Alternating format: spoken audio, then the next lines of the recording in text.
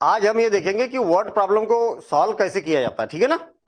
Word problem solve कैसे किया जाता है, ध्यान से समझना, बिल्कुल आसान है।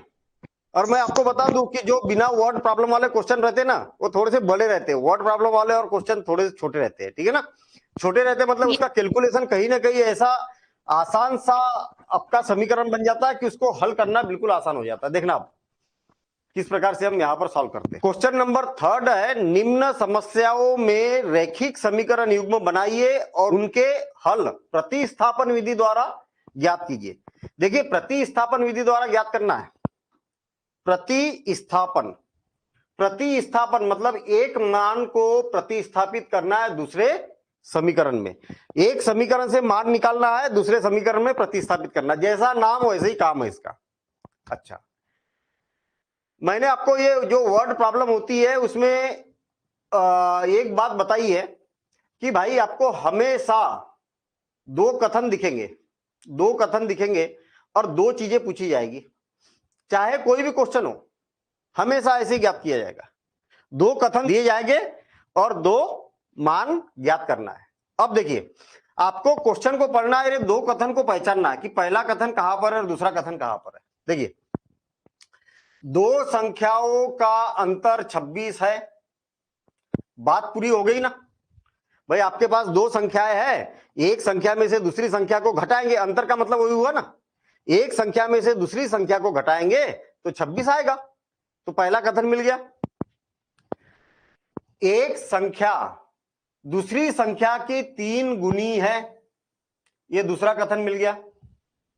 दो संख्याओं की बात की है तो उन्हें ज्ञात कीजिए। देखिए, बड़ा स्पष्ट क्वेश्चन है। एक कथन, दूसरा कथन और दो चीजें पूछिए, बोला है उन्हें ज्ञात कीजिए। बड़ा सिंपल सा मामला है। जो ज्ञात करना है आपको, उन्हें ज्ञात कीजिए मतलब दो चीजें ज्ञात करना है इन्हें। और आपको मैथ्स में मालूम है कि जो चीज नहीं मालूम होती है उसी को तो एक्स और वाई मान दिया जाता है। उसी को क्या किया जाता है, एक्स और वाई माना जाता है।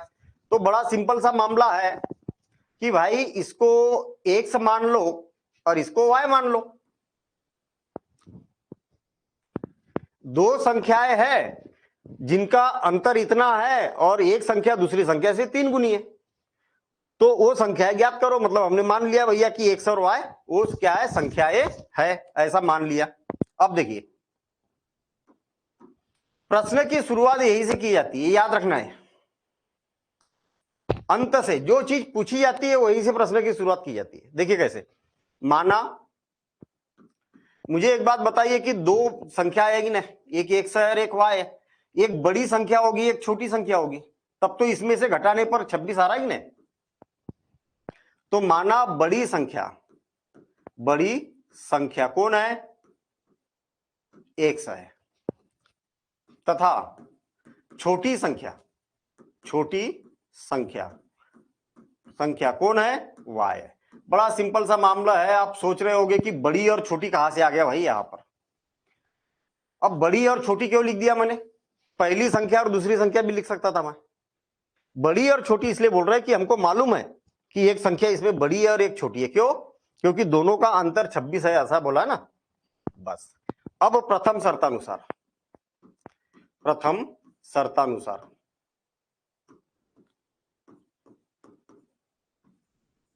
प्रथम शर्तानुसार क्या बोला है, दो संख्याओं का अंतर, अंतर का मतलब क्या होता है। अगर मान लिया जाए एक संख्या 5 है और एक संख्या 2 है, और मैंने आपसे बोला कि इनका अंतर ज्ञात कीजिए। अंतर ज्ञात करेंगे तो क्या करेंगे आप, इसमें से इसको घटाएंगे, ऐसे ही करते कि नहीं। तो इसका अंतर अगर मान लिया जाए, मैंने बोला कि 3 है, तो ऐसे ही तो करेंगे हम। तो सेम वही कॉन्सेप्ट है यहां पर कि भाई जो बड़ी संख्या है उसमें से छोटी संख्या घटाएंगे तो आपके पास 26 आएगा। इस प्रश्न के अनुसार दो संख्याओं का अंतर 26 है, बन गया समीकरण। इसमें क्या माथा बच्ची थी, समीकरण बन गया, ठीक है ना। अब देखिए, एक संख्या दूसरी संख्या की 3 गुनी है। मैंने आपको बताया था तराजू वाला एग्जांपल। भाई ये अगर आपके पास तराजू है, आपके पास तराजू है, एक संख्या एक्स है और दूसरी संख्या वाई है।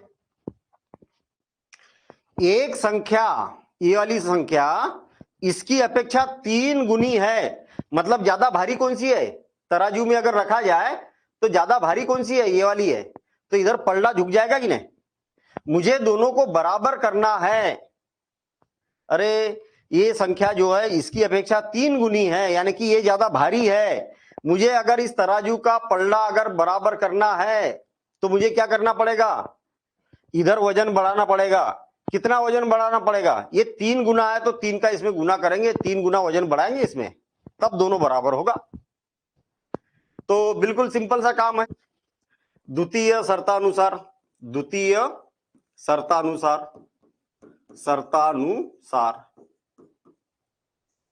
जब भी आपसे बोला जाता ना 2 गुना 3 गुना, इतना ज्यादा इतना कम, है ना, इतना आधा इतना भाग, ऐसा जब भी बोला जाता तो ये तराजू वाला कॉन्सेप्ट बनाना है आपको।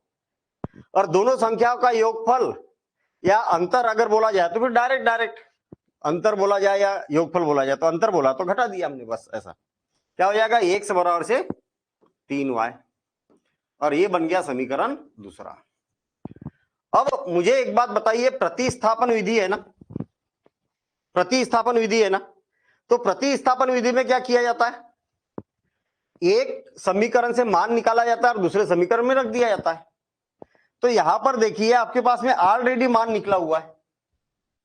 भाई आप क्या करते हैं, जैसे ऐसा होता है, जैसे मान लिया जाए कि 2x + 3y = 7 पहला समीकरण, और x + 3y = 4 ये दूसरा समीकरण। हमें क्या करना होता है कि एक समीकरण लेके इससे x या y का मान निकाल के इसमें प्रतिस्थापित करना होता था। तो यहां पर तो ऑलरेडी निकला हुआ है ना मान, देखिए ना, x बराबर से 3y तो ऑलरेडी है, तो इसी को प्रतिस्थापित कर देता हूं इसमें। देखिए समीकरण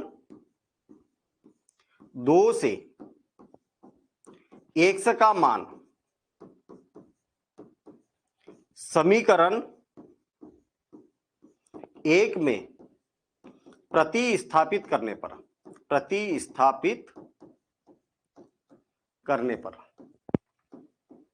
बस इसमें क्या करते हैं हम, प्रतिस्थापित कर देते। ध्यान देना, इधर समीकरण 2 से x का मान निकाला और उसको यहां पर रखना हमें। समीकरण 2 क्या है आपके पास? x ऋण y बराबर से 26 है कि नहीं? x का मान कितना है? 3y, तो जहां x है वहां पर क्या रखना है आपको? 3y रखना है। बस इस x की जगह 3y रख देना आपको, ये रख दिया। अब 3y में से y को घटाया तो कितना हो गया? 2y बचा, और बराबर से कितना हो गया? 26। और आपको मालूम है कि कोई भी गुने वाली संख्या जब राइट हैंड साइड में जाती है, दाएं पक्ष में जाती है, तो हमेशा भाग में जाती है। तो y बराबर से क्या हो जाएगा? 26/2, और 2 1 का 2, और 2 से 13 बार ये कैंसिल हो गया। मतलब आपके पास आ गया y बराबर से, अतः y बराबर से 26, y का मान आ चुका है। अब y का मान चाहो तो आप समीकरण 1 में रख दो, चाहो तो समीकरण 2 में रख दो, आपकी मर्जी है, जो ज्यादा आसान लगे आपको वो काम करो। तो मुझे ऐसा लगता है कि y का मान अगर मैं इसमें रखूंगा तो कम गणना करना पड़ेगा, कम कैलकुलेशन करना पड़ेगा। तो y बराबर से 26 समीकरण 2 में प्रतिस्थापित करने पर,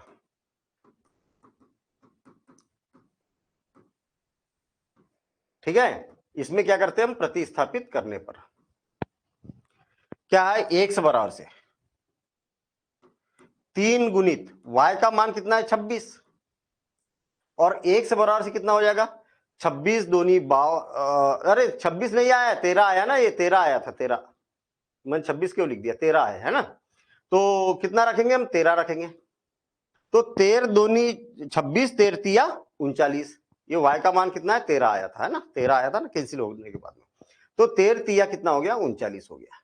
बस ये हो गया x का मान, हल ही हो गया। x किसको माना था? बड़ी संख्या को, और y किसको माना था? छोटी संख्या को। अतः बड़ी संख्या, बड़ी संख्या कौन है? 39, तथा छोटी संख्या, छोटी संख्या कौन है? 13। बस यही आपसे पूछा गया था और हमने निकाल दिया। आसान काम है। चलिए आगे बढ़ते हैं। अब हम अगला प्रश्न देखते हैं। अगला प्रश्न देखिए, बहुत मजेदार क्वेश्चन है। दो संपूरक कोणों में बड़ा कोण छोटे कोण से 18 डिग्री अधिक है, उन्हें ज्ञात कीजिए। हमने बोला था दो कथन दिखेंगे भैया आपको, दो कथन दिखेंगे। एक कथन तो ये रहेगा, दूसरा कथन ये रहेगा, और दो चीजें पूछी जाएगी हमेशा सारे प्रश्न में। अगर आप यहां पर देखेंगे कि दो संपूरक कोणों में बड़ा कोण छोटे कोण से 18 डिग्री अधिक है, एक ही तो कथन हुआ, दो कहा हुए, एक ही कथन हुआ, तो उन्हें ज्ञात कीजिए। मतलब दोनों कोणों को क्या करना है, आपको ज्ञात करना है। अरे पहला कथन कहा गया?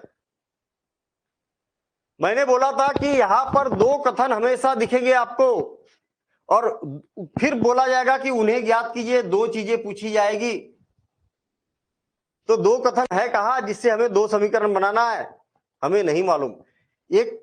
एक ही कथन के अंदर दो चीजें छुपी हुई है। देखिए क्या बोला है, संपूरक कोण, संपूरक कोण।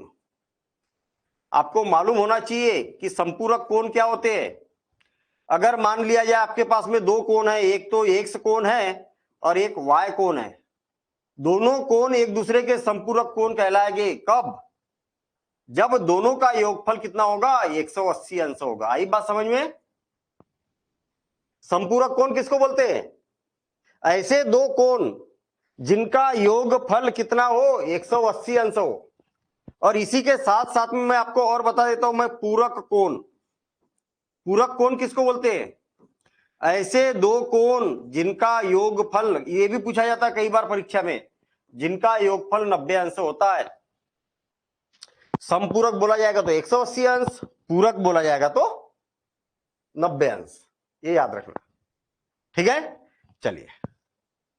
मतलब एक बात तो यहां पर ये छुपी हुई है, संपूरक कोण का मतलब ये ऐसा होता है, मतलब आपके पास एक समीकरण इससे मिलेगा और एक समीकरण इससे मिल जाएगा। अगर पूरक बोला जाता तो फिर ऐसा बनता, इसी प्रश्न में अगर पूरक बोला जाता तो फिर ऐसा बनता। ये भी पूछा जाता है क्वेश्चन एग्जाम में, ठीक है ना, पूरक वाला। अब ध्यान देना, उन्हें ज्ञात कीजिए। तो हम मान लेते हैं ना भाई, ये वाला और ये वाला कोण नहीं मालूम, तो उसको मान लेते हैं हम कि एक्स अंश और वाई अंश है। भाई जो गणित में जो चीज हमें नहीं मालूम होती है उसको मान लिया जाता है, तो हमने मान लिया यहां पर। अब ध्यान देना, इधर माना संपूरक कोण, संपूरक कोण। अच्छा, संपूरक कोण में एक छोटा कोण है और एक बड़ा कोण है कि नहीं? बड़ा कोण बोला है प्रश्न में यहां पर, तो मैं एक लिखता हूं संपूरक कोणों में छोटा कोण। छोटा कोण कितना है? एक अंश है, ऐसा मान लेते हैं हम, एक अंश। तथा छोटा ने बड़ा कोण ले लेता हूं मैं इसको, बड़ा कोण। बड़ा कोण कितना है? एक अंश है। तथा छोटा कोण, छोटा कोण कितना है? वाई अंश है। ऐसा हमने मान लिया, बस। ठीक, अब मैं फिर से प्रश्नों को पढ़ते जाऊंगा और समीकरण बनाते जाऊंगा। देखना, दो संपूरक कोण, संपूरक की बात की है ना, तो यहां पर हम जानते हैं कि, हम जानते हैं कि, क्या जानते हैं भाई? दो कोणों का योगफल, दो संपूरक कोणों का योगफल कितना होता है? 180 अंश होता है, तो उसी को तो संपूरक कोण कहा जाता है। दो कोणों का योगफल कितना होता है? 180 अंश होता है, उन्हीं को संपूरक कोण कहा जाता है, बस। अब फिर से पुनः, अब इसकी शर्त देखते हैं। दो संपूरक कोणों में बड़ा कोण, देखिए ये है बड़ा कोण, ये है छोटा कोण। अब ध्यान देना, इधर दो संपूरक कोणों में बड़ा कोण छोटे कोण से 18 डिग्री अधिक है भैया, ये ज्यादा बड़ा है, ये छोटा है। अगर मान लिया जाए कि मैं तराजू के पल्ले पर इनको रखता हूं, क्यों, तराजू के पल्ले पर इनको रखता हूं, तो पल्ला किधर झुकेगा? पल्ला किधर झुकेगा? पलड़ा किधर झुकेगा, इधर मैं एक्स को रख देता हूं, इधर वाई को रख देता हूं। क्या बोला है, दो संपूरक कोणों में बड़ा कोण, ये बड़ा कोण है, छोटे कोण से 18 डिग्री अधिक है, इसकी अपेक्षा 18 डिग्री ज्यादा है, मतलब इधर वजन ज्यादा हो गया कि नहीं। आपको तो दोनों को बराबर करना है, दोनों पलड़ों को बराबर करना है, वजन बराबर करना है, तो जिधर वजन कम है उधर बढ़ाना पड़ेगा कि नहीं। कितना बढ़ाना पड़ेगा, 18 अधिक है बोला तो 18 बढ़ाना पड़ेगा। ये 18 अधिक ज्यादा है तो ये कम है तो इधर बढ़ाना पड़ेगा, या तो फिर 18 इसमें से कम करना पड़ेगा, दोनों तरीके। तो मुझे तो लगता है कि ये पहले वाला तरीका ज्यादा ठीक है, एक्स बराबर से y धन 18। तो पुनः प्रश्नानुसार क्या हो जाएगा, एक्स बराबर से y धन 18, और ये बन गया समीकरण 2। एक समीकरण से एक्स या y का मान निकालो और दूसरे समीकरण में रखो। यहां पर ऑलरेडी एक्स का मान निकला हुआ है, देखिए ना, ऑलरेडी एक्स का मान निकला हुआ इतना, तो इस एक्स का मान इसमें रख दो। ठीक है, समीकरण 2 से एक्स का मान समीकरण 1 में प्रतिस्थापित करने पर,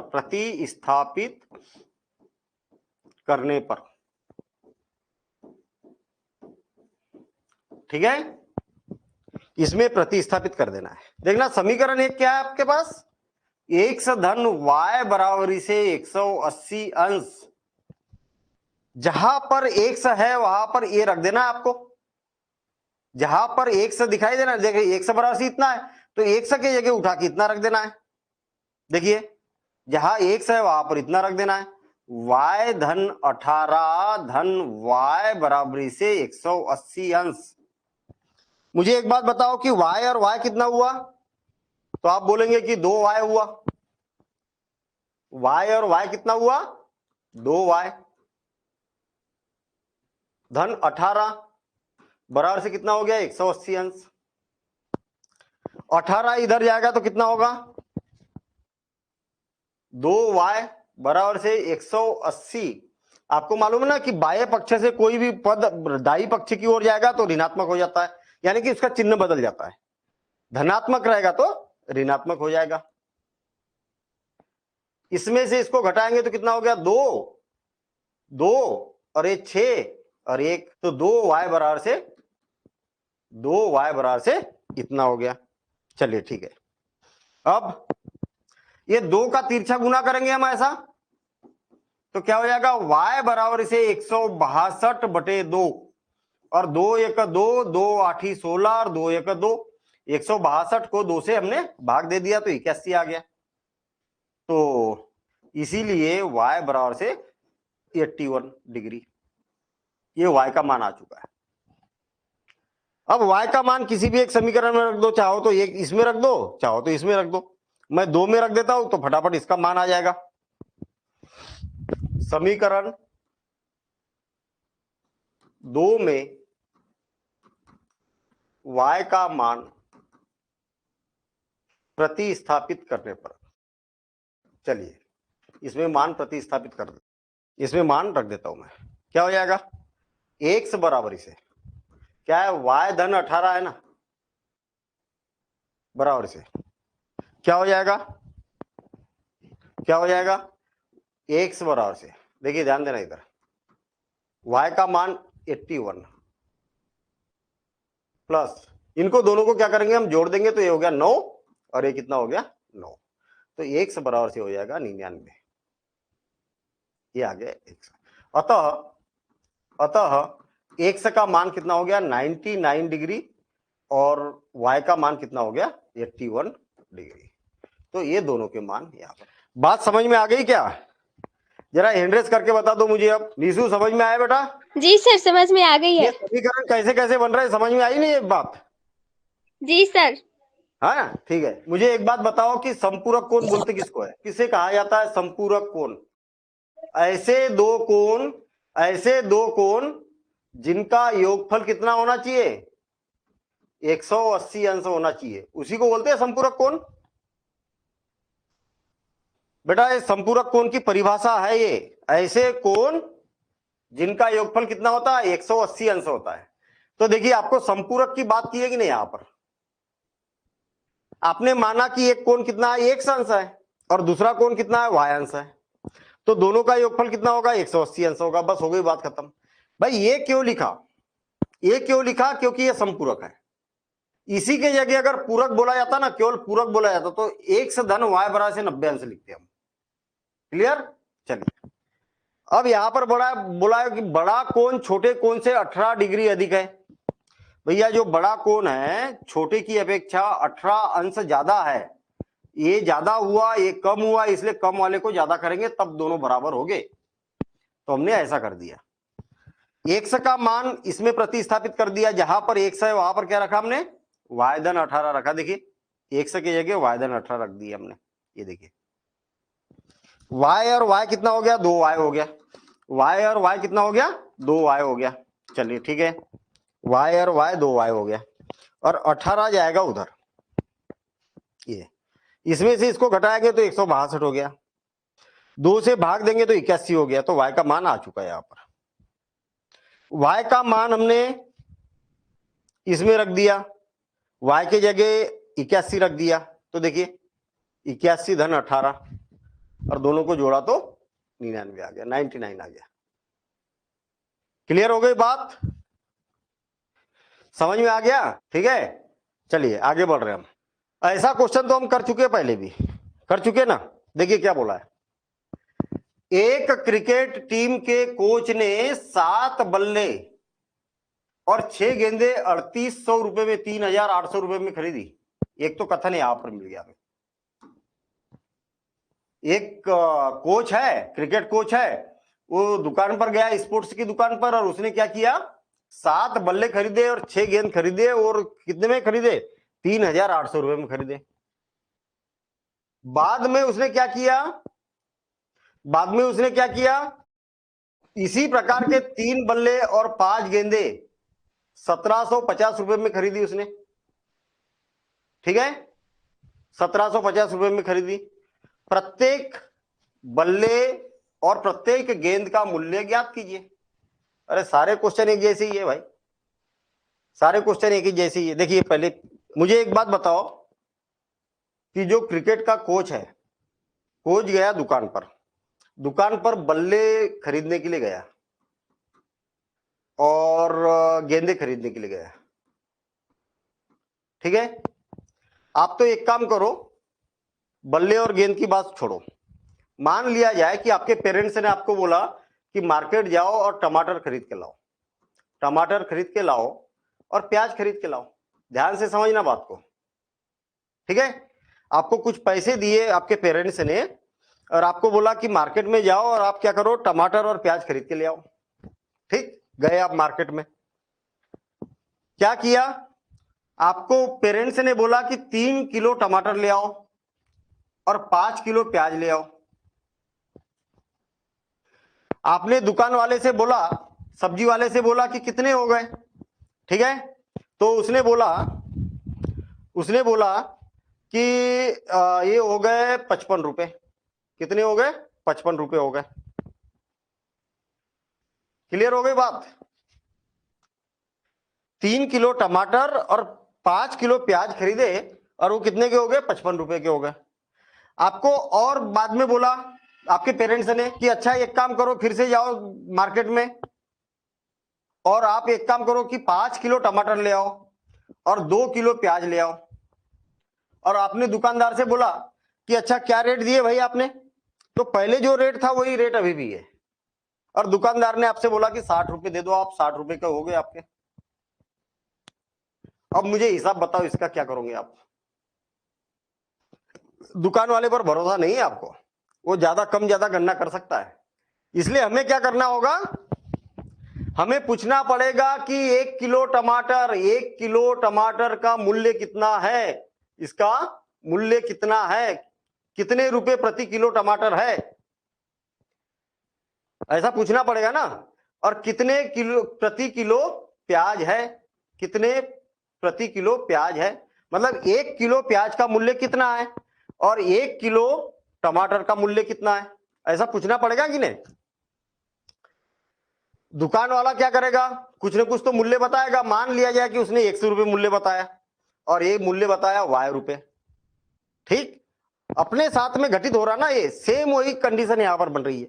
देखिए 100 रुपए, 1 किलो टमाटर का मूल्य कितना है, 100 रुपए, तो 3 किलो टमाटर का मूल्य कितना होगा, 3 होगा।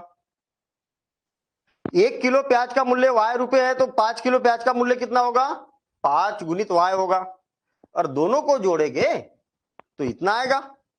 ऐसे 5 किलो टमाटर का मूल्य कितना होगा, 5 होगा, क्योंकि 1 किलो का मूल्य 100 रुपए है, और ये क्या हो जाएगा, 2Y हो जाएगा, दोनों को जोड़ेंगे तो 60 रुपए आएगा। अब बात समझ में आई। तो एग्जैक्ट सेम इसी प्रकार से यहां पर क्या कर रहा हो, बैट खरीद रहा, बल्ले खरीद रहा, बल्ले, और क्या खरीद रहा, गेंदे खरीदी जा रही है। अब यहां पर देखिए कि ये स्थितियां बदल गई। यहां पर भाई मूल्य तो उतना ही है, लेकिन संख्या कम ज्यादा कर दी है। यहां पर देखिए 7 बल्ले और 6 गेंद, 7 बल्ले खरीदी और 6 गेंदे खरीदी, और इसका मूल्य कितना है, 3800 रुपए। एक बल्ले का मूल्य 100 रुपए, तो 7 बल्ले का मूल्य कितना है, 7 1 है। एक गेंद का मूल्य Y रुपए, तो 6 गेंद का मूल्य कितना है, 6Y है, और दोनों को जोड़ेंगे तो 3800 हो गया। क्लियर ना, ऐसे ही तो कैलकुलेशन किया जाता है। सेम इसी प्रकार से 3 बल्ले और 5 गेंद का मूल्य कितना है, 1750 रुपए। बस हो गई बात, यही तो है समीकरण बन गया। अब हैंड रेस करके बताओ जरा, संध्या, निशु, अब क्या दिक्कत है इसमें। अभी भी दिक्कत होगी तो मैं फिर से बताऊंगा मैं। जी सर, समझ में आ गई है अब आ गई ना समझ में। जी सर। हाँ देखिए ना भाई, आप बल्ले, मान लिया जाए कि आप दुकान में गए, बल्ले खरीदने के लिए गए आपने, दुकानदार ने बोला कि 7 बल्ले और 6 गेंद का मूल्य 3800 है, तो आप क्या करोगे, दुकानदार से पूछोगे कि नहीं पूछोगे कि जी भाई सर। एक बल्ला कितने का है, गेंद कितने की है, तो बता दो। हम भी तो कैलकुलेशन करके देखे कि उन्हें जितना बोला उतना पैसा देके आ जाएंगे, नहीं ना। तो नहीं सर। हमें क्या करना होगा कि जितना एक बल्ले का मूल्य है और जितने बल्ले हम खरीद रहे, जितने हम बल्ले खरीद रहे, उसका हम क्या करेंगे, इसमें गुना करेंगे। और सेम इसी प्रकार से एक गेंद का मूल्य इतना है, 6 गेंदे खरीद रहे, इसका इसमें गुना करेंगे और दोनों को जोड़ देंगे, जोड़ने के बाद में इतना आ जाएगा। सेम इसी प्रकार से यहां पर भी करेंगे। 2 बार हो रहा ना ऐसा ऐसा। देखिए 2 स्थितियां है, 2 कथन मिल गए, एक समीकरण इससे बनेगा, एक समीकरण इससे बन गए ना 2 समीकरण। और जो चीजें पूछी जाती है लास्ट में उसी को मान लिया जाता है। प्रत्येक बल्ले और प्रत्येक गेंद का मूल्य ज्ञात कीजिए, तो हम यहां पर करेंगे, माना एक बल्ले का मूल्य कितना है, रुपये X, तथा एक गेंद का मूल्य, एक गेंद का मूल्य कितना है, बराबर से रुपये Y है। तब प्रथम शर्तानुसार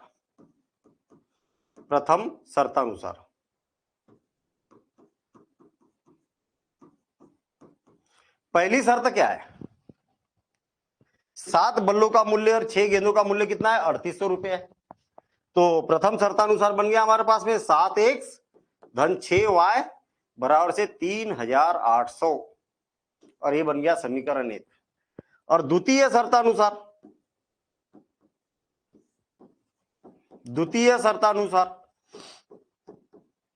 क्या हो जाएगा, 3x धन 5y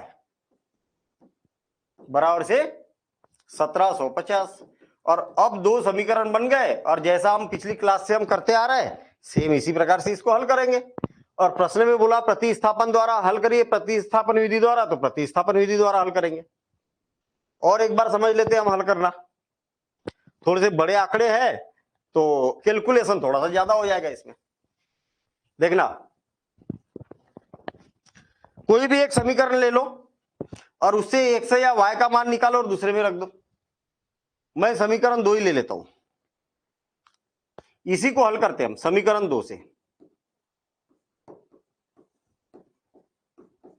किसी का भी मान निकालो, या तो x का निकालो या तो y का निकालो। मैं चाह रहा हूं कि y का मान निकाल लेता हूं मैं, तो क्या हो जाएगा, 3x को उधर कर देता हूं मैं।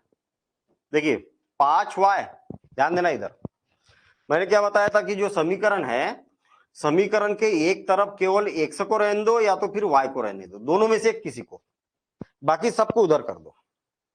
आपकी मर्जी है किसको इधर रहने देना है। तो अब देखना, मेरी इच्छा हो रही कि मैं 5y को इधर ही रहने देता हूं और 3x को उधर कर देता हूं।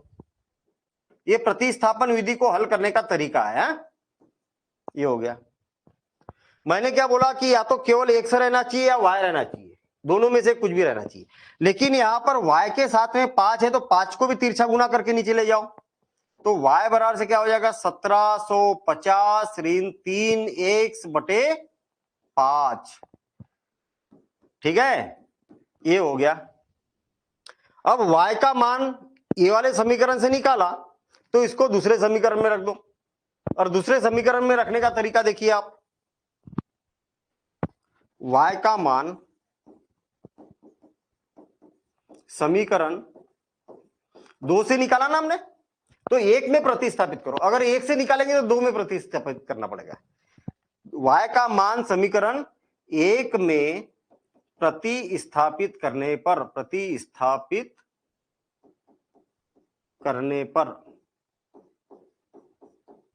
अब देखिए समीकरण 1 क्या है, 7x धन 6y बराबर इसे कितना है, 3800। ध्यान देना, जहां पर y का मान रखना है ना, जहां पर y है वहां पर ये सारा मान रखना है आपको। देखिए 7x धन 6 जैसे के वैसे, y के जगह क्या रखना है, ये वाला सारा 1750 ऋण 3x बटे 5 बराबर से 3800, 3800। अब ध्यान देना इधर, 7x धन 6 का अंदर गुना करेंगे तो याद रखना ये 6 का केवल ऊपर ऊपर गुना होगा, नीचे नहीं होगा। 3 गुणित 5 बटे 4, ये 3 का गुना केवल ऊपर ही होगा, चाहे ऐसा लिखा हो चाहे 3 गुणित 5 बटे 4 लिखा हो, दोनों का अर्थ एक ही है। 3 का 5वें गुना, इसमें भी 3 का 5वें गुना होगा, ठीक है ना। तो इस बात को ध्यान रखना। तो 6 का इसमें गुना होगा तो 6 शून्य शून्य, 6 पंचे 30 बचे 3, 6 7 42 और 3 45 बचे 4, 6 और 4 10, इतना हो गया। देखिए 6 का गुना इसमें किया तो इतना आ गया, 6 का गुना इसमें भी करेंगे तो ऋण 6 तिया 18x और बटे 5 और बराबर इसे 3800। अब देखिए इसके नीचे कुछ नहीं, मतलब क्या है, 1 है। अब ध्यान देना इधर, इसका और इसका लघुत्तम कितना हो जाएगा, 5 लघुत्तम आ गया। 1 से भाग देंगे तो 5 बार और इसका गुना करेंगे तो 7 5 35, या दूसरे तरीके से भी आप समझ सकते, 5 लघुत्तम आया ना, 5 में इसका पूरे का गुना कर दो, 7 x बटे 1। देखिए 7 5 35x धन 5 से भाग देंगे तो एक बार और ये जैसे कि वैसे आ जाएगा 10,500 ऋण 18x बराबर इसे 3800, इतना हो गया। ठीक, अब देखिए 35 में से 18 को घटाएंगे, कितना हो गया, 35x और 18x घटाएंगे तो क्या हो जाएगा, ये हो गया 7 और 2 17, 17x हो गया धन 10,500 बटे 5 बराबर से कितना है, 3800। आपको मालूम है नीचे वाली संख्या का हमेशा तिरछा गुना होता है, तो ये कहा जाएगी ऊपर जाएगी संख्या। ये हो जाएगा 17 एक्स धन 10,500 बराबर से 3,800 गुणित 5, और इसका इससे गुना करेंगे तो क्या हो जाएगा 3,800 का शून्य शून्य 8 पंचे 40 बचे 4 5 दिया 15 और 4 19, और ये हो गया 10,500 इतना आ गया, और धन 17 एक्स। आपको मालूम है ये संख्या उधर जाएगी तो धन है तो ऋणात्मक हो जाएगी, तो क्या हो जाएगा 17 एक्स बराबरी से 19,000 ऋण 10,500, और ये 19,000 में से थोड़ा सा इसको छोटा कर देता हूं मैं, है ना, थोड़ा सा छोटा कर देता हूं ताकि अपने पास जगह मिल जाए, पढ़ते तो बन ही जाएगा। ठीक है, अब देखना, देखिए बराबरी से 17 एक्स बराबरी से इसमें से इसको घटाएंगे तो कितना हो जाएगा 8,500, और आप देखेंगे कि ये गुने में है और भाग में जाएगा तो क्या हो जाएगा एक्स बराबर से 8,500 बटे 17, और आपको मालूम है कि 17 से 17 का 17, 17 पंचे 85 और डबल जीरो यहां पर लग जाएगा, यानी कि एक्स का मान आ चुका है आपके पास में 500 रुपए। 500 एक्स का मान 500 आ चुका है। अब एक्स का मान चाहे किसी भी एक समीकरण में रख दो भाई, एक्स बराबर से 500 समीकरण किस में रखूं, जो आसान लगे आपको उसमें रखो, चाहो तो आप इसमें रख दो या तो इसमें रख दो, एक में तो किसी में भी रख दो। ठीक है, इसको भी एक समीकरण देके रखा जा सकता है इसमें, लेकिन ये दोनों में से किसी में रख दो। चलिए ठीक है, क्या हो जाएगा समीकरण 1 में रखने पर, देखिए पिछले बार किसने बोला था, विशाल ने या छोटू ने बोला था, विशाल ने बोला था शायद, कि क्या इसको एक समीकरण नहीं दे सकते हम, तो बिल्कुल दे सकते थे इसको समीकरण को, लेकिन जबरन एक समीकरण बढ़ाने से मैंने इसको इग्नोर किया, नहीं तो यहां पर एक्स का मान रखेंगे तो वाई का मान तुरंत जल्दी आ जाएगा, तो एक काम आपका ये बढ़ जाएगा समीकरण लिखने वाला। तो इसकी अपेक्षा हम क्या करते हैं समीकरण 1 में रख देते हैं रखने पर। ठीक है, देखिए समीकरण 1 बताइए मुझे क्या है, 7x धन 6y बराबर से कितना है 3,800। एक्स के जगह क्या रखना है आपको 500 रखना है, रख दो, जहां एक्स है वहां पर 500 रखना है, कितना आसान काम है। धन 6y बराबर से हो जाएगा 3,800, और 7 5 35 कितना हो गया 3,500 हो गया, धन 6y बराबर से 3,800। अब मुझे एक बात बताओ कि ये इधर जाएगा तो क्या हो जाएगा, ये 35 बराबरी की इधर जाएगा तो धनात्मक है तो ऋणात्मक हो जाएगा, क्या बचेगा फिर इधर 6y बराबर से 3800, 3,800 ऋण 3,500, और आपने देखा कि इसमें से इसको घटाएंगे तो 300 बच जाएगा, और 6y, और ये 6 गुने में है इसलिए भाग में जाएगा, तो y बराबर से 300 बटे 6, और 6 का 6 6 पंचे 30। आपको ये मालूम होना चाहिए कि बाई पक्ष से दाएं पक्ष में जब जाता है मान तो क्या होता है, जब गुने में होता है तब भाग में चला जाता है, चिन्ह जैसे के वैसे ही रहेगा। जब ऋणात्मक रहेगा तो उधर जाके धनात्मक हो जाएगा, इधर धनात्मक रहेगा तो उधर जाके ऋणात्मक हो जाएगा। जब कोई पद इधर से उधर जाता है तो चिन्ह बदल जाता है, और जब गुने वाली संख्या उधर जाती है तो भाग में जाती है, बस ये बात याद रखना। अतः आखिरी में लिखेंगे हम, अतः एक बल्ले का मूल्य, एक बल्ले का मूल्य, एक्स किसको माना था आपने, बल्ले को माना था, और एक्स का मान कितना आया 500, तथा एक गेंद का मूल्य, गेंद किसको माना था वाई को, और वाई का मान कितना आया 50, तो तथा एक गेंद का मूल्य कितना है ₹50 है। बस ये हो गया आंसर इसका। अब मुझे एंड्रेस करके बता दो कि समझ में आया कि नहीं आया।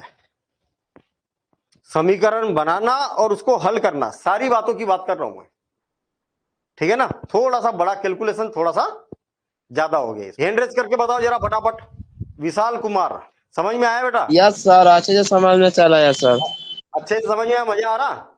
Yes sir. सारे क्वेश्चन बन जाएंगे अब चैप्टर से, जितने भी बनाते जा रहे हैं हम आगे।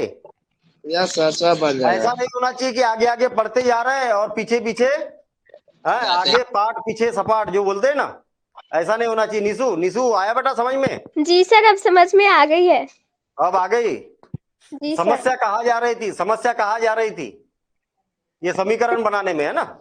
जी सर। ठीक है संध्या? यस संध्या, हाँ ठीक है। अब देखना, बड़ा मजेदार क्वेश्चन आया है यहाँ पर, ठीक है।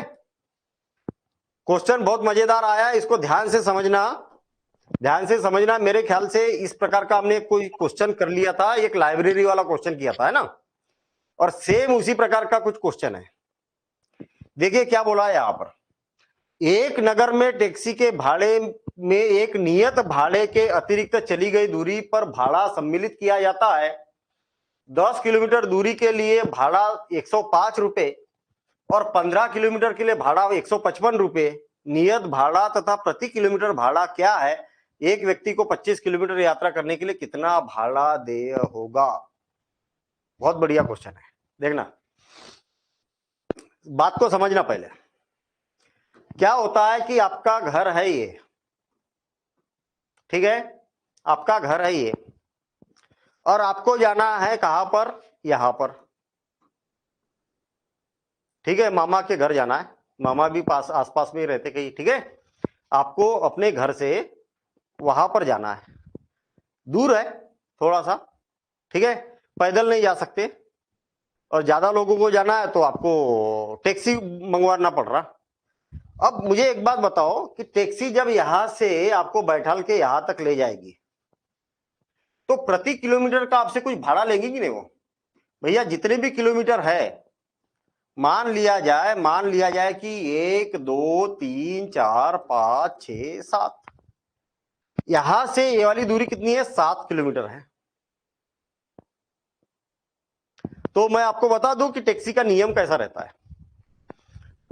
हर किलोमीटर का, अगर मान लिया जाए टैक्सी ने बोला कि मैं 15 रुपए हर 1 किलोमीटर का लूंगा, 15 रुपए 1 किलोमीटर का 15 रुपए लूंगा। एक उदाहरण बता रहा हूं मैं, प्रश्न के अनुसार नहीं चल रहे हम, सिचुएशन वैसी है। टैक्सी ने बोला कि भाई ये 7 किलोमीटर आपको जाना है ना, तो 15 रुपए मैं 1 किलोमीटर का लूंगा। तो उसमें क्या करना पड़ेगा आपको? 7 का गुना करना पड़ेगा इन्हें। 15 रुपए 1 किलोमीटर का ले रहा, 7 किलोमीटर आपको जाना है, तो 7 का गुना करोगे कि नहीं करोगे? हैं? तब तो पता चलेगा कि टैक्सी वाले को कितना पैसा देना है, तब पता चलेगा। लेकिन होता क्या है प्रैक्टिकली अगर देखा जाए तो ऐसा नहीं होता है। मुझे एक बात बताओ कि टैक्सी वाले को जब आपने फोन लगाया तो टैक्सी खड़ी थी कहां पर? टैक्सी खड़ी थी ये यहां पर, टैक्सी यहां पर खड़ी थी। आपने फोन लगाया कि भाई साहब मुझे जाना है यहां से यहां। टैक्सी वाला तो बेचारा यहां पर रहता है वो, तो टैक्सी वाला आपको लेने के लिए यहां आएगा पहले, तो यहां से लेके यहां तक आएगा, तो उसका यहां पर भी तो कुछ खर्चे होगा कि नहीं? वो तो खाली आएगा यहां पर, तो इसका भी तो पैसा लेगा कि नहीं लेगा? इसका भी पैसा लेगा वो। कभी पता लगा कि ये टैक्सी वाला ये इधर दूर पास में ही खड़ा था, पास में ही खड़ा था, कभी यहां पर खड़ा था, डिपेंड करता है ना कि टैक्सी खड़ी कहां थी। अब ये यहां पर पास के पास में आ जाएगा, यहां और पास में है, तो फिर इसके लिए नियम बनता है कि भाई मैं चाहे कहीं पर भी खड़ा रहूं, चाहे यहां रहूं, चाहे यहां रहूं, चाहे यहां रहूं, मैं एक नियत भाड़ा लूंगा। क्या लूंगा? नियत भाड़ा। टैक्सी वाला फिक्स कर लेता है कि भैया हम आपके घर आएंगे, हम आपके घर तक आए तो मैं एग्जैक्ट कुछ एक नियत भाड़ा, मैं 50 रुपए तो लूंगा ही लूंगा, या 100 रुपए तो लूंगा ही लूंगा, या 10 रुपए 20 रुपए, कुछ भी एक ऐसा नियत भाड़ा होता है। और फिर होता है प्रति किलोमीटर का भाड़ा, प्रति किलोमीटर का भाड़ा। तो इसको बोला जाता है नियत भाड़ा, इसको बोला जाता है प्रति किलोमीटर भाड़ा, प्रति किलोमीटर भाड़ा। आ गई बात समझ में? तो इसी आधार पर क्वेश्चन को बनाना है आपको। देखिए क्या बोला है, एक नगर में टैक्सी के भाड़े में एक नियत भाड़े के अतिरिक्त चली गई दूरी पर भाड़ा सम्मिलित किया जाता है। अब वो क्या करता है, 10 किलोमीटर की दूरी तय करने के लिए 105 रुपए भाड़ा देता है। पहला कथन यहां से मिल रहा आपको कितना, 10 किलोमीटर की दूरी तय करने के लिए 105 रुपए भाड़ा दिया जाता है, और 15 किलोमीटर की दूरी तय करने के लिए 155 रुपए भाड़ा दिया जाता है। दो कथन मिल गए।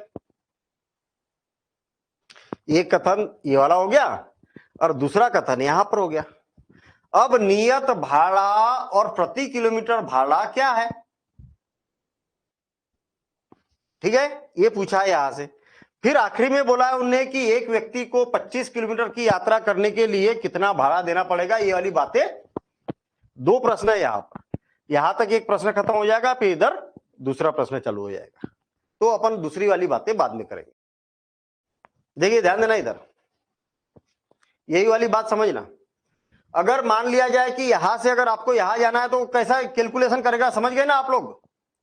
पहले क्या करेगा, नियत भाड़ा लेगा आपसे और फिर उसमें जोड़ेगा जितने भी आप किलोमीटर चल रहे हैं। जैसे 7 किलोमीटर जा रहे हैं तो गुणित y। मान लिया जाए कि वो प्रति किलोमीटर y रुपए ले रहा है तो उसमें y का गुना कर देंगे, और नियत भाड़ा मान लिया जाए 100 है तो ऐसा यहां पर। हाँ छोटू, क्या हो गया भाई? नियत का मतलब क्या होता है सर? निश्चित, निश्चित, फिक्स, अच्छा, है ना। नियत मतलब फिक्स हो इतना गया, इतना लेगा लेंगे। ही लेगा, लेगा ही लेगा।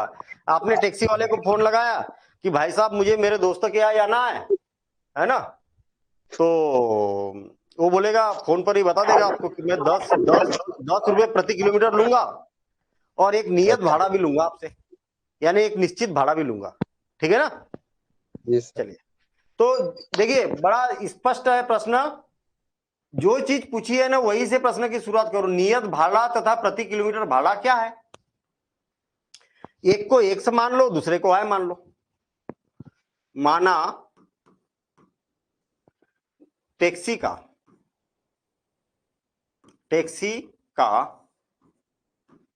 नियत भाड़ा कितना है, बराबर से रुपये x तथा प्रति किलोमीटर भाड़ा, प्रति किलोमीटर भाड़ा कितना है, रुपये y। बस ऐसा हमने यहां पर मान लिया। क्लियर हो गई बात? यहां तक तो कोई डाउट नहीं ना? मानेंगे क्या, लिखेंगे क्या? अरे सब प्रश्न में लिखा रहेगा, देखना। नियत भाड़ा तथा प्रति किलोमीटर भाड़ा बताइए। जो चीज पूछी है वही मानना है आपको कि माना नियत भाड़ा इतना 100 है और प्रति किलोमीटर भाड़ा इतना है। प्रति किलोमीटर को आप प्रति किलोमीटर ऐसा भी लिख सकते हैं, km, जैसा प्रश्न में लिखा हुआ ऐसा लिख दो, उससे कोई फर्क नहीं पड़ेगा। ठीक है। अब प्रथम शर्तानुसार क्या बोला है, आपने टैक्सी वाले को फोन लगाया, टैक्सी आपके घर तक आ गई, और जब घर तक आ गई तो उसने तो 100 रुपये मांगे ही लेगा आपसे। भैया पहले तो 100 रुपये तो दे ही दो, फिर बाकी की बातें बाद में करेंगे। हैं? और मान लिया जाए कि आप अपने दोस्त के यहाँ 10 किलोमीटर चले गए। कितने किलोमीटर गए? 10 किलोमीटर। 1 किलोमीटर का भाड़ा कितना ले रहा, y रुपए ले रहा, तो 10 किलोमीटर का भाड़ा कितना लेगा, 10 y लेगा। उतना तो ले लेगा एक्स्ट्रा 10 y, और पूरी गणना करने के बाद में कितना हो जाता है, 105 रुपए हो जाता है। और इसको दे दिया हमने समीकरण। कोई दिक्कत है क्या? टैक्सी आपके घर आई, आपसे बोला कि भैया 100 रुपए तो दे दो मुझे, है ना, जो निश्चित है वो, और फिर प्रति किलोमीटर आप 10 किलोमीटर गए तो उसका और मांग लिया आपसे, ऐसा। अब द्वितीय शर्तानुसार 15 किलोमीटर के लिए 155 रुपए लेता है वो। जब आपने बुलाई टैक्सी तो 100 रुपए तो ले ही लेगा वो, और फिर 15 किलोमीटर जाएगा वो तो उसको वाई रुपए के हिसाब से गुना करना पड़ेगा और दोनों को जोड़ देगा वो, तो 155 रुपए हो जाएगा, ऐसा बोला है इसमें। तो कितना हो जाएगा, x धन 15 y बराबर से 155, और ये बन गया समीकरण 2। अब समीकरण, किसी भी एक समीकरण से मान निकालो, दूसरे में रखो। समीकरण 2 से मैं x का मान निकाल देता हूं, इससे देखना x बराबर से क्या हो जाएगा, 15y को उधर कर देता हूं मैं, 155 ऋण 15y, ठीक है ना। 15y इधर धनात्मक है, उधर जाके ऋणात्मक हो गया। अब x का मान समीकरण 1 में रख दो, 2 से निकाला तो 1 में रखो, 1 में प्रतिस्थापित करो। x का मान समीकरण 1 में प्रतिस्थापित करने पर, प्रतिस्थापित करने पर, ठीक है, ये हो गया। समीकरण 1 में प्रतिस्थापित करना है, देखना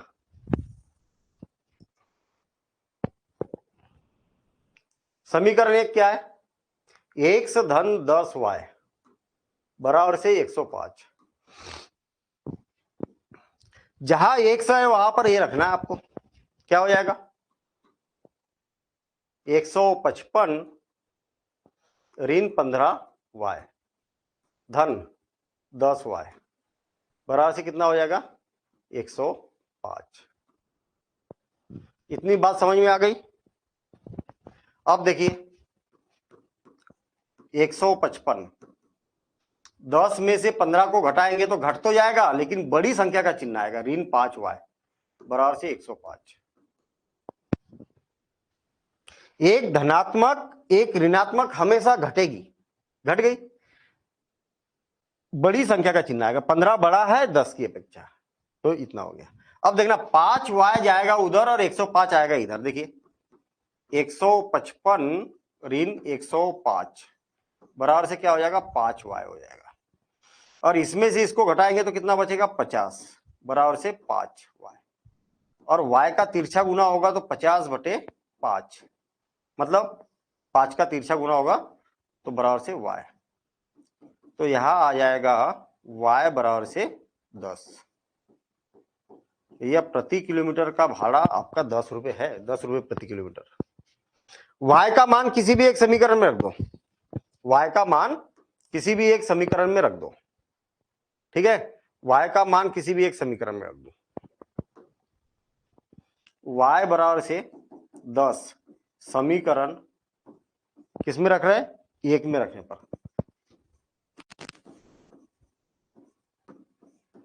बस समीकरण 1 क्या है, x धन 10y बराबर से 105। x धन, आपने क्या किया, y का मान यहां रखा तो 10 गुणित 10 बराबर से 105, भाई y की जगह 10 रख दिया तो x धन 100 बराबर से 105, तो x बराबर से कितना हो जाएगा, 105 ऋण 100 रुपए, ठीक है, 105 ऋण 100, तो उसका नियत भाड़ा आ गया, अतः x बराबर से 5, बड़ा कम भाड़ा है भाई एक नियत वाला है, अतः नियत भाड़ा कितना होगा, ₹5 तथा प्रति किलोमीटर भाड़ा प्रति कितना होगा, ₹10 होगा नियत भाड़ा, और इस प्रकार से यहां पर आ चुका है। अब यहां पर देखना पुनः, देखिए किलोमीटर चलता है, 25 किलोमीटर चलता है कि नहीं, 25 किलोमीटर यात्रा के लिए किराया, देखना वो नियत तो देना ही पड़ेगा, उसको देना पड़ेगा कि नहीं, और 25 करना पड़ेगा तो 25 गुणित y भी करना पड़ेगा, 1 से तो देना ही पड़ेगा उसको, और 25 धन y भी देना पड़ेगा, तो x का मान कितना है, 5 धन 25, और y का मान कितना है, 10 है, तो कितना हो जाएगा, 5 धन 250, तो कितना हो जाएगा, 255 रुपये देना पड़ेगा भैया, है ना। 25 किलोमीटर की यात्रा करने के लिए उसको 255 रुपए भाड़ा देना पड़ेगा। चलिए ठीक है, आगे बढ़ रहे हैं। एक क्वेश्चन हमने किया ऐसा, उदाहरण में था, सेम उसी कॉन्सेप्ट पर क्वेश्चन बनेगा। ध्यान देना इधर, किसी भिन्न के अंश और हर दोनों में 2 जोड़ दिया जाए तो वह 9/11 हो जाती है। यदि अंश और हर में से 3 जोड़ दिए जाए तो 5/6 हो जाती है। तो वह भिन्न ज्ञात कीजिए। भिन्न किसको बोलते हैं भाई? क्यों? तो ये जो भिन्न होता है वो किस प्रकार से होता है बताइए मुझे। एक तो अंश होता है और दूसरा क्या होता है? हर होता है। क्या होता है? अंश और हर होता है, 2 होते हैं, दोनों मिलके ही भिन्न बनता है। क्लियर? कोई भी भिन्न रहेगा तो भिन्न का अर्थ होता है कि उसमें अंश रहेगा और हर रहेगा, बस। अब क्या बोला है? वह भिन्न ज्ञात कीजिए। तो 2 चीजें तो हमेशा पूछी जाती है, तो भिन्न पूछा है, इसका मतलब अंश और हर आपको मालूम होना चाहिए ना। तो हम यहां पर मान लेंगे कि अंश कौन है? x है, और हर कौन है? y। बस हो गई बात। माना भिन्न का अंश कौन है? x तथा हर कौन है? y है। और तब भिन्न क्या हो जाएगा?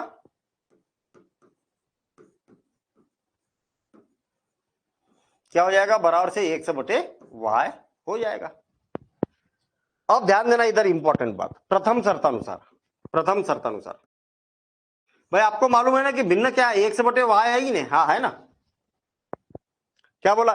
यदि किसी भिन्न के अंश और हर दोनों में 2 जोड़ दिया जाए, दोनों में अलग अलग, ऐसा नहीं कि ऐसा जोड़ दो, ऐसा नहीं, दोनों में अलग अलग जोड़ दिया जाए। मतलब अंश में भी 2 को जोड़ दिया जाए, अंश में भी 2 को जोड़ दिया जाए, और हर में भी 2 को जोड़ दिया जाए। तो जोड़ने के बाद में जो भिन्न बन जाता है वो कितना बन जाता है? 9/11 बन जाता है। ऐसा आई बात समझ में? अब आपको मालूम है कि भाग वाली संख्या हमेशा तिरछा गुना होके ऊपर जाती है, और इसका तिरछा गुना इधर होता है, तो 11 का इधर गुना होगा। ये बात याद रखना सभी लोग। नीचे वाली संख्या हमेशा ऊपर जाती है, नीचे वाली संख्या हमेशा ऊपर जाती है। बराबर से क्या हो जाएगा? 9 गुणित y/2।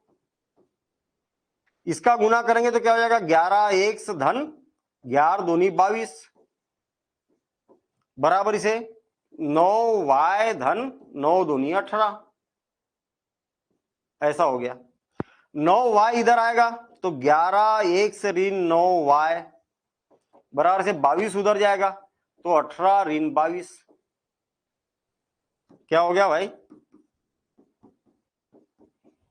11x ऋण 9y बराबर से 18 में से 22 घटाएंगे तो एक धनात्मक संख्या एक ऋणात्मक हमेशा घटेगी, तो 4 आ गया, घटेगी तो, और बड़ी संख्या का चिन्ह आएगा तो ऋण 4 आ गया। ये समीकरण 1 मिल गया आपको, बस। अब द्वितीय शर्तानुसार, अब दूसरी बात देखते हैं हम। यदि अंश और हर दोनों में 3 जोड़ दिया जाए, आपके पास भिन्न क्या है? x/y है। अगर अंश में भी 3 को जोड़ दिया जाए और हर में भी 3 को जोड़ दिया जाए तो वह भिन्न क्या हो जाती? 5/6 हो जाती। कितनी हो जाती है? तब इसका आंसर कितना आ जाता? 5/6 आ जाता है। 6 का गुना होगा इसमें और इसका गुना होगा इसमें।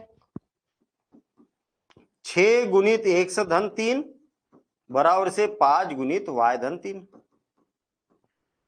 तो ये हो जाएगा 6x धन 18 बराबर से 5y धन 15। 5y इधर आएगा तो 6x ऋण 5y बराबर से 15, और 18 उधर जाएगा तो ऋण 18। तो 6x ऋण 5y बराबर से कितना आ जाएगा? ऋण 3 आ जाएगा, और ये बन गया समीकरण दूसरा। बस अब आपको x और y का मान ज्ञात करना है, दोनों को हल करके। ये काम आपके लिए मैं छोड़ रहा हूं, ठीक है ना।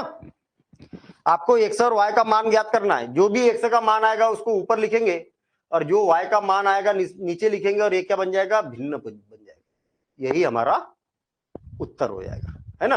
ये है ना भिन्न, एक्स बटे वाई। एक्स और वाई का मान रख देंगे तो ये क्या बन जाएगा, भिन्न बन जाएगा।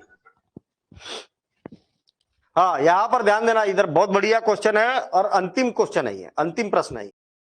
क्या बोला है, क्या बोला है, 5 वर्ष बाद, 5 वर्ष बाद जैकब की आयु उसके पुत्र की आयु की 3 गुनी हो जाएगी।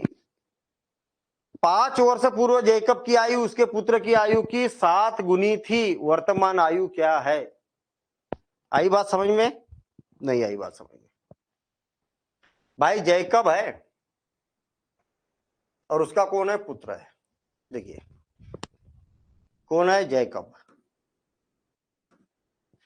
और कौन है उसका पुत्र, 2 लोग हैं। उनकी वर्तमान आयु क्या है, उनकी वर्तमान आयु क्या है, किसकी, उनकी, जैकब की और उसके पुत्र की। बस लास्ट में पकड़ो क्वेश्चन को, क्या पूछा गया है आपसे, उनकी वर्तमान आयु क्या है। ठीक है, किसकी, अरे भाई जो पूछा है प्रश्न में उसकी, जैकब और उसके पुत्र की। जो पूछा है, 2 चीजें पूछी है तो उसी को तो मान लो, एक्स और इसको मान लो वाई। जैकब की आयु कितनी है, 100 वर्ष है और उसके पुत्र की आयु वाई वर्ष है। अब ध्यान देना, जैकब की आयु कितने वर्ष है, 100 वर्ष, उसके पुत्र की आयु कितनी है, वाई वर्ष है। बस यहीं पर लिखेंगे, माना जैकब की आयु 100 वर्ष, वर्तमान आयु जैकब की वर्तमान पूछा है ना, माना जैकब की वर्तमान आयु 100 वर्ष तथा उसके पुत्र की वर्तमान आयु वाई वर्ष है। अब ध्यान देना, इधर प्रश्न को पढ़ रहा हूं मैं। 5 वर्ष बाद, भैया 5 वर्ष बाद, जैकब आज है 100 वर्ष का, आज कितने वर्ष का है जैकब, 100 वर्ष का है। तो 5 वर्ष बाद कितने वर्ष का हो जाएगा, 100 धन 5 होगा कि नहीं होगा, होगा ना। क्यों, उसका पुत्र नहीं होगा क्या बड़ा, वो भी तो होगा ना। 5 वर्ष के बाद, आज से 5 वर्ष के बाद, आप अगर मान लिया जाए 15 वर्ष के हैं तो 5 वर्ष के बाद कितने वर्ष के हो गए, 20 वर्ष के हो जाएंगे कि नहीं। तो क्या करेंगे, 15 में 5 को जोड़ेंगे, ऐसे ही दोनों में जोड़ दिया हमने। देखिए 5 वर्ष बाद जैकब की आयु, जैकब की आयु उसके पुत्र की आयु की 3 गुनी हो जाएगी। जो जैकब की आयु है ना, उसका जो पुत्र है ना, इसकी अपेक्षा 3 गुनी हो जाएगी, तब तो दोनों बराबर हो गए। भाई इसका पिता बड़ा है, पुत्र छोटा है, इनकी आयु ज्यादा है, इनकी आयु कम है, दोनों को बराबर करना है तो इसमें 3 का गुना करना पड़ेगा। क्यों 3 का गुना करना पड़ेगा, क्योंकि 3 गुनी बोला है इसलिए 3 का गुना करना पड़ेगा, बस सिंपल सी बात है। बन गया एक समीकरण, इसकी मदद से एक समीकरण मिल गया आपको, बन जाएगा, इधर उधर कर देना उसको तो समीकरण बनेगा, बना के देखना आप। ठीक है, अब देखना 5 वर्ष पूर्व, पूर्व मतलब पहले, 5 वर्ष के पहले आज जैकब की आयु कितनी थी, एक्स, और उसके पुत्र की आयु वाई। 5 वर्ष पहले अगर मान लिया जाए आप 15 वर्ष के हैं तो 5 वर्ष पहले कितने वर्ष के रहे होगे, तो 5 घटा देंगे कि नहीं, 10 वर्ष के रहे होगे आप। इसी प्रकार से जैकब की आयु वर्तमान में 100 वर्ष है तो 5 साल पहले 100 - 5 रहा होगा ये, और उसका पुत्र भी y - 5 रहा होगा। भाई केवल जैकब ही थोड़ी 5 साल कम रहा होगा, उसका पुत्र भी तो कम रहा होगा ना, पहले की बात अगर करेंगे तो। ठीक है, 5 वर्ष पूर्व जैकब की आयु उसके पुत्र की आयु की 7 गुनी थी। भैया इसमें 7 का गुना करेंगे तो ये बन जाएगा दूसरा समीकरण, ये पहला समीकरण, ये दूसरा समीकरण, इनको दोनों को हल करो तो एक्स और वाई के मान निकल जाएंगे। एक्स का मान जो भी आएगा वो जैकब की वर्तमान आयु, और वाई का मान जो भी आएगा वो उसके पुत्र की आयु। तो आप इसको हल करके देखना, नहीं बनेगा तो फिर बताना मुझे, ठीक है ना। चलिए क्लास को हम एंड कर रहे हैं यहाँ पर, ठीक है।